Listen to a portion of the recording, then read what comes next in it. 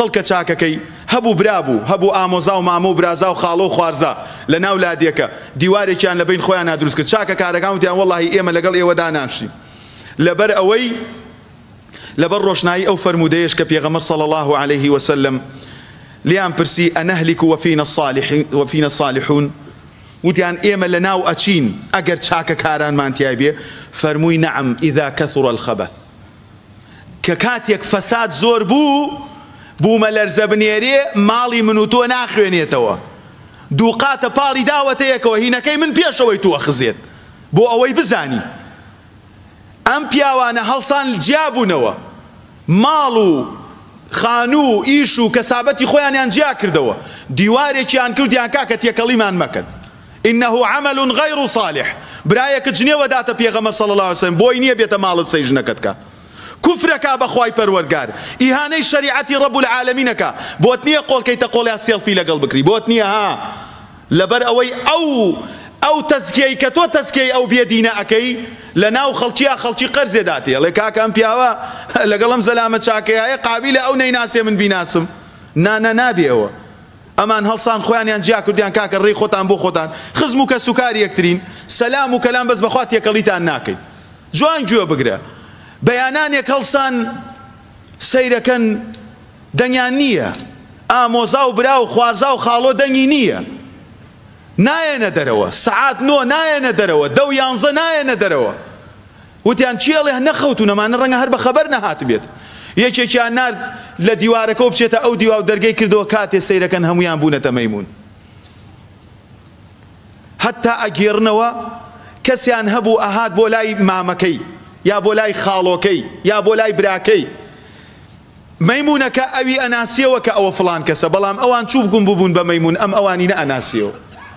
سەیری براکەی خۆی ئەکرد پێی ئەوت نەموت ئەوە مەکە نەموت ئەمە مەکە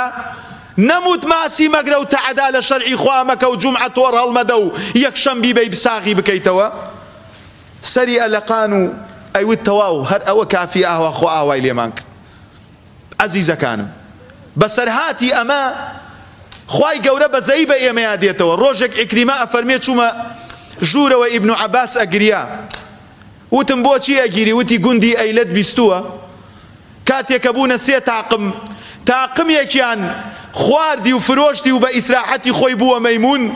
تاقمێکیان خوای پەروەردگارە فەرمی ئەنجەینە الەذینە یەنهەونە عەنی السوء تاقمێکیان سێیەم تا ئێستا کەس نازانێ مەسیریان چی لێ هات ئەوەی دەستی گردە کڵاوەکەیەوە ئەوەی ڕۆی خەریک ماڵ و مناڵ خۆی بوو ئەوەی وتی کاکە حەقتان چییە ئەرێ دەبەسە مێشک سەرمانتان بەرەوەدا ئەرێ هەتا کەی کاکە ئەمە تەوحیدە ئەمە شیرکە ئەمە حرامە ئەمە حەڵاڵە ئەرێ دەبەسە بەس نەجاتمان دەنوازمان لێبێرن سەرمانتان ئێشان کاکە کەس بە قسەتان ناکە سێیەم سنف کەس نازانێت چیان بەسەرهات عەزیزەکانم تاقمی ماسی خۆر و ماسی فرۆش بوونە مەیمون هەتا لە ڕیوایەتێکا بوونە مەیمون و بەراز پیرەکانیان بوونە بەراز گەنجەکانیان بوونە مەیمون خوا بمان پارێزی خوایە بمان پارێزی لە عەزاب و سزایەک کە ڕۆژێک بێ دەرس بەرزکەینەوە لێمان وەرنەگری کە ڕۆژێک بێ ئیهانە بکرێین و کەس جوابمان نەداتەوە یا رەب العالەمین خوایە بەزەیت پێمان نابێتەوە خوایە وامان لێ بکەی بگەڕێنەوە بۆ لای تو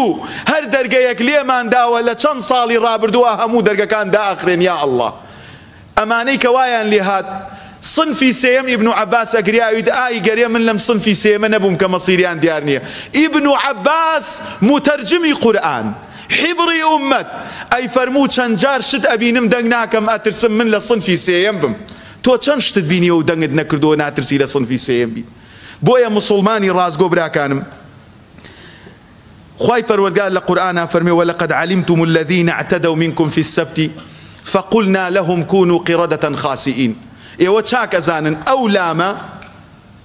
لەگەڵ ئەو قەدە معناکەی ئەوەیە وەڵڵاهی ئەی جوولەکەکانی بەنی ئیسرائیل طبعا بۆ خەڵکی ئەوانی کە لە مەدینە بوون وەلەقەد عەلیمتم الەذینە اعتەدەو منکم فی السەبت لە ئێوە لە ڕۆژی شەمە تەعدایان کرد فقلنا لهم پێیان مانوت ببن بەچی كونوا قردة خاسئين ببن بە مەیمونێکی پەست و سووک و ڕسوا مەیمون ئەیبینی زۆر جار پەست و زۆر ڕسوایە مەیمونە اینجا وەرە ئینسان بی مەسخ بی ببیتە مەیمون خوابمان پارێزێ خوای گەورە فەرمێ فجعلناها نكالا لما بين يديه وما خلفها وموعظة للمتقين کردیانمان بە پند و ئامۆژگاری بۆ قەومانی سەردەمی خۆیان و بۆ ئەم قەومەی کە ئێستا لە چەمچەماڵ دانیشتووە